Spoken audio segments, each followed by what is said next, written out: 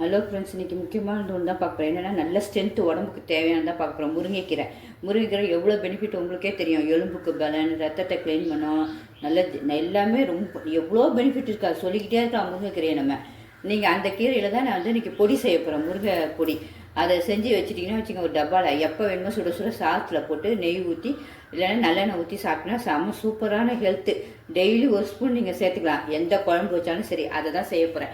அதுக்கு நல்ல துளூர் கீரையாக எடுத்துங்க. மெயின் வீட்டுக்குள்ள கீரை கிடைச்சா ஓகே. இது நான் வீட்டு கீரை தான் எடுத்துருக்கேன். மக்கள் தான் இப்போ தான் பறிச்சுட்டு வந்திருக்கேன். எவ்வளோ ஃப்ரெஷ்ஷாக இருக்கு, இவ்வளோ ஃப்ரெஷ்ஷாக இருந்தால் தான் ரொம்ப நல்லது. இதை நல்லா காய வைக்கணும். அதாவது வெயிலில் போட்டு நீங்கள் காய வைக்கக்கூடாது. நல்லா நிழல்லையே நம்ம வீட்டு ஃபேன்லேயே தான் காயணும். ஒரு 3 நாளில் காஞ்சிரும். அப்புறம் இந்த 3 நாள் கழிச்சா நம்ம அரைக்க போகிறோம். அதுதான் இப்போயே உங்கள்கிட்ட நான் சொல்கிறேன், காட்டணும். ஃப்ரெஷ்ஷாக காட்டி ஃப்ரெஷ்ஷாக செய்யணும் தான் சொல்கிறேன். இதை எப்படிடா உருவணும், இது ரொம்ப வேலையேன்னு நினைப்பீங்க. அதுவும் ஒன்றும் கஷ்டமே இல்லை. என்னென்னா இந்த ஒரு பேக் எடுத்துக்கோங்க. இந்த பேக்கில் இந்த முருங்கைக்கீரை எல்லாம் போட்டுக்கோங்க. போட்டுட்டு நல்லா பேகை இப்படி சுற்றிடுங்க. சுற்றிட்டு இப்போ நம்ம காலையில் வச்சுருக்கோன்னா நீங்கள் சாயங்காலம் பாருங்கள், இந்த இலையெல்லாம் இதுக்குள்ளே உளுந்துடும். நம்ம ஒரு பிளேட்டில் எடுத்து காய வச்சிடும். ரொம்ப ஈஸியாக வரும். உங்களுக்கு சொல்லி கொடுத்துருவோம், உருவே வேண்டாம் நீங்கள். அப்புறம் சின்ன சின்ன காம்பு தான் மட்டும் நம்ம எடுத்துக்கலாம். இதை அப்படியே வச்சுருவோம். இனிமேல் ஈவினிங் நம்ம கண்டிப்பாக பார்ப்போம்.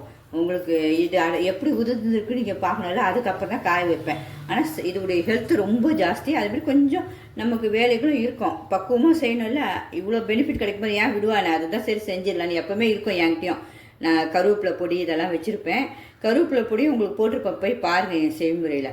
இப்போ நம்ம இதையும் உங்களுக்கு சரி காட்டிடலாம் அப்படின்னு தான், முருங்கை பொடியும். இனிமேல் இதை உதிர்ந்தோன்னே காட்டுறேன். நம்ம காலையிலேயே முருங்கைக்கீரையை பறித்து நமக்கு பேக்கில் போட்டோம். அது எப்படி இருக்குன்னு பார்க்கணுன்னு சொல்லியிருக்கலாம். எப்படி உதிருதா இல்லையா, நமக்கு காம்பு கிள்றத்தக்க அதை பார்ப்போம். இருங்க, ஒரு சொலவு எடுத்துட்டேன் அதுக்கு தான். சரி, இதை காட்டணும்ல உங்களுக்கு க்ளீனாக. இங்கே பாருங்க, பேக்குள்ளே உதிர்ந்துடும். நல்லா புது பேக்காக மட்டும் வச்சுக்கோங்க. பார்த்தீங்களா, இந்த பாருங்க சூப்பராக உதிர்ச்சி பாருங்க. இப்படி தட்டினீங்கனாலே எல்லாம் உதிர்ந்துடும். உங்களுக்கு இது அப்படியே ஃபேன் காற்றுல ஒரு 3 நாள் வெண்டு. இப்போ அடிக்கிற வெயிலுக்கு ஒரே ஒரு நாள்லேயே க்ளீனாக ஆகிடும். இதெல்லாம் நல்லா உதிர்த்துருங்க. இதை எல்லாம் க்ளீனாகவே வந்துருச்சு பாருங்க. ஒரு சின்ன காம்பு கூட இல்லை. இதை உதிர்த்துனோன்னா 2 நாள் காஞ்சவொடனே திருப்பி இதை பார்ப்போம். இதுக்கு ரொம்ப டேஸ்ட் இல்லை. அது தக்க கொஞ்சம் நமக்கு கொஞ்சம் வேலைகளும் இருக்கும், வேற ஒன்றும் இல்லை. ரொம்ப சுவையாக இருக்கும், உடம்புக்கு ரொம்ப ஆரோக்கியம். இந்த எல்லாமே உதிர்ந்துச்சுப்பாங்க. ஒரு இலை கூட இல்லை. இதில் எல்லாமே இந்த காம்பெல்லாம் அப்படியே இன்றைக்கி இருக்கு பாருங்கள். அதுதான் இந்த மீதி எல்லாத்தையும் அப்படியே உதிர்ந்துனா ஒன்றுனா உதிர்ந்துடும். இனிமேல் அந்த 3 நாள் 3 நாளோ 2 நாளோ இந்த வெயிலுக்கு தக்க வீட்டுக்குள்ளே காஞ்சிடும். அது எப்படி காயுதோ உங்களுக்கு காட்டுறேன். வெயிலில் மட்டும் வைக்க வேண்டாம். வெயிலில் வச்சா அதோடைய சத்து போயிடும் வேஸ்ட்டாக. அதனால் வெயிலில் வைக்காதீங்க, நிழல்லே காய வைங்க. இது பார்த்திங்கன்னா எல்லாத்தையும் க்ளீனாக எடுத்துட்டேன். இப்படி நல்லா பொறுமையாக முடிச்சாச்சு. இனிமேல் இந்த சின்ன சின்ன ஒன்று காம்பு இப்படி குட்டி குட்டி காம்பு இருக்குல்ல, அதை அப்படி இப்படி தட்டினாலே அதுவும் விழுந்துடும். இந்த பாருங்கள் எல்லாம் சூப்பராக வந்துடுச்சு பாருங்கள். இது காட்டுறதுக்காக தான் உங்களுக்கு சரி திருப்பி எல்லாம் க்ளீனாக முடிஞ்சிச்சு. நமக்கு ஒருவருக்கு கஷ்டமே இல்லை. இது யாருனாலும் செஞ்சிடலாம்ல ஈஸியாக. நம்ம அந்த 2 நாள் நல்லா ஃபேன் காற்றுலேயே காய வச்சோம். அதுவும் நான் ஃப்ரிட்ஜு மேலே வச்சுட்டேன், நல்லா ஃபேனுக்கு நேராக மேலே. அதுக்கு பகலும் நைட்டுமா காஞ்சிச்சு. இந்த பாருங்கள் வெயிலே படல எப்படி நல்லா காஞ்சிடுச்சு பாருங்கள். இப்படி இந்த அளவுக்கு இருக்கணும். வெயிலே படக்கூடாது, நம்ம போட்டு கடாயிலையும் சூடு பண்ணக்கூடாது. இந்த அளவுக்கு நல்லா 2 நாள் ஃபுல்லாக இந்த வெயிலுக்கு அதுக்கும் வீட்டுக்குள்ளே நல்லா அனலுக்கு அப்படியே வந்துடுச்சு. இது என்ன, நீங்கள் பொரிச்சா கூட இது இப்படி பொரியணும். நல்லா தூள் பண்ணணும், அவ்வளோதான். அந்த அளவு இருக்கணும். மழை காலம்னா இது அவ்வளோ சீக்கிரத்தில் இருக்காது. வெயில் காலம் நம்ம 2 நாள் இப்படி ஆயிடுச்சு. மழை காலம் ஒரு சமயம் பூசணை கூட பிடிக்கும் இந்த கீரை.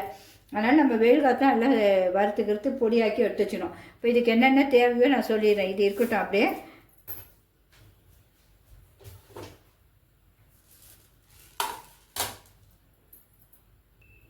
இப்போ இந்த ஸ்பூனில் தான் அளவு எல்லாம் எடுத்திருக்கேன். ஒரு ஸ்பூன் ஃபுல்லாக.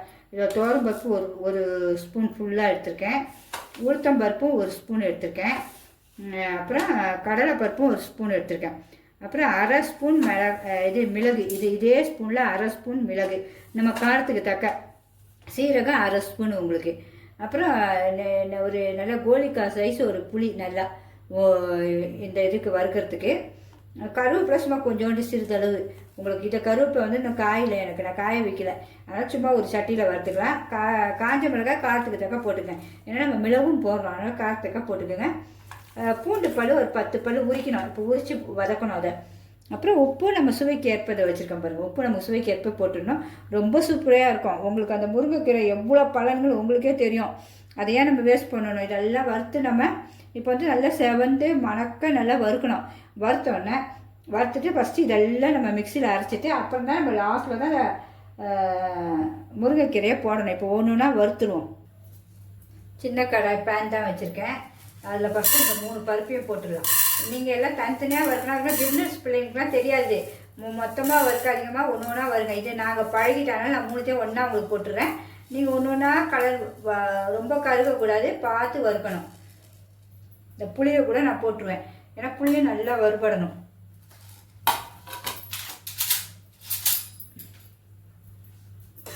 நல்லா கொஞ்சம் மீடியம் ஸ்லோலியாக வச்சுட்டு அப்படியே கிண்டணும். எல்லாம் அழகாக நல்லா கலர் மாறி ஒரு வாசனையும் நல்லா சூப்பராக வருது. இன்னும் இதை ஒரு பிளேட்டில் மாற்றி வச்சுருவோம். வறுபட்டுச்சு, நல்லா ஆறணும்.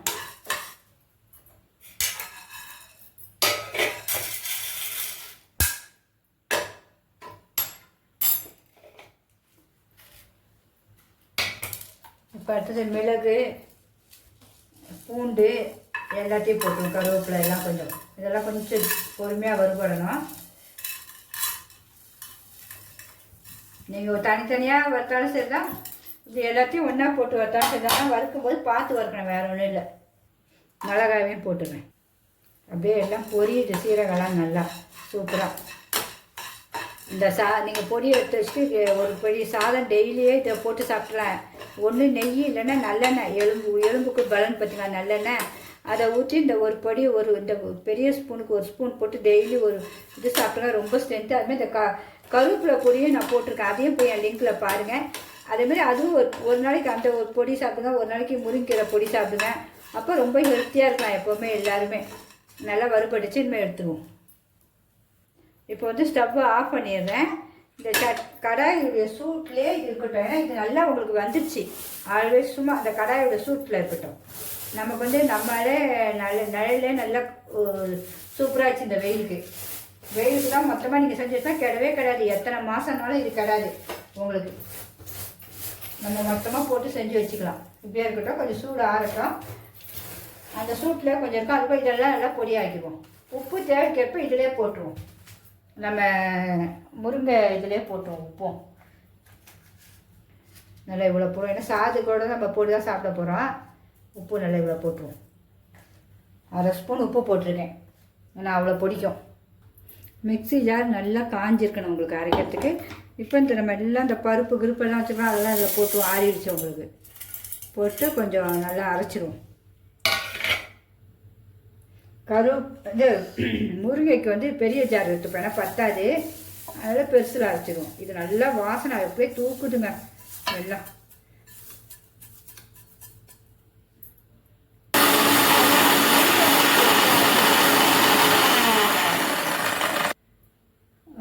முருங்கை வந்து நிழலே நம்ம காய்ச்சினா அதோடைய கலரை பாருங்கள் எவ்வளோ அழகாக வந்திருக்கு பாருங்கள். அப்படியே லைட்டு க்ரீன் கலரில். இனிமேல் இந்த நம்ம இதில் குறைன்னு அரைச்சி வச்சுருக்கோம். இதெல்லாம் இதிலே போட்டு நல்லா அரைச்சிடணும். நம்மளோட முருங்கை பொடி எவ்வளோ அழகாக ரெடி ஆகிடுச்சுன்னு பாருங்கள். எவ்வளோ சூப்பர் கலரில் இருக்குது பாருங்கள். அப்படியே லைட் க்ரீன் பார்க்கவே அவ்வளோ சூப்பராக இருக்கும். இன்னும் சுட சாதத்தில் நம்ம போட்டு சாப்பிட்டு பார்ப்போம். இப்போ ஃபஸ்ட்டு உங்களுக்கு காட்டிடுறேன். அப்புறம் சாதத்துலேயும் நம்ம நெய்யோ எண்ணெயோ நல்லெண்ணெயோ ஊற்றி சாப்பிட்டுங்க. நான் வந்து நல்லெண்ணெய் தான் ஊற்றி சாப்பிடுவேன். இந்த பாருங்கள் கலரை பாருங்கள் எவ்வளோ அழகாக இருக்குது. அப்படியே லைட் க்ரீன் பார்க்க எவ்வளோ அழகாக இருப்பாங்க. இதை மிஸ் பண்ணவே பண்ணாதீங்க யாரும். கண்டிப்பாக எல்லாருமே செஞ்சு சாப்பிடுங்க. இன்னும் சாதத்தில் போட்டு சாப்பிட்டு பார்த்துருவோம்.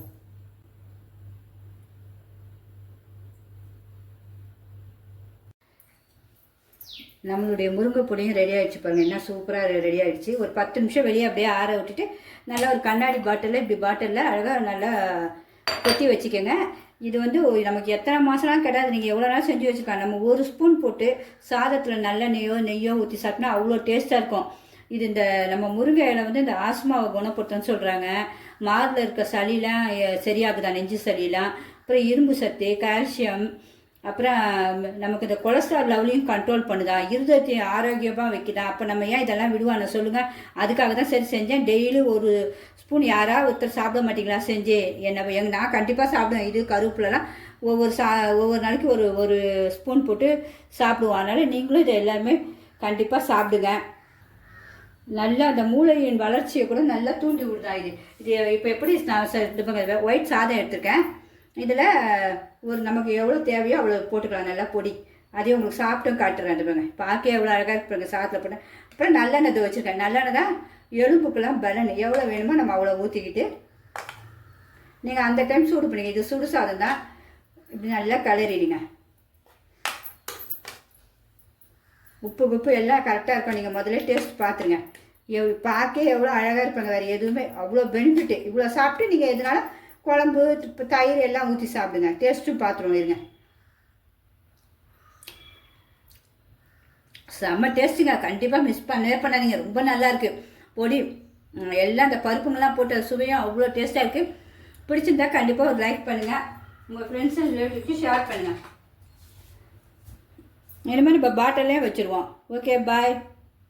இந்த கண்ணாடி பாட்டிலில் வச்சாச்சு. இனிமேல் மூடி போட்டு வச்சுருந்தேன். எல்லாருமே இப்படி ஸ்ட்ரென்த்தாக சாப்பிடுங்க. Okay bye.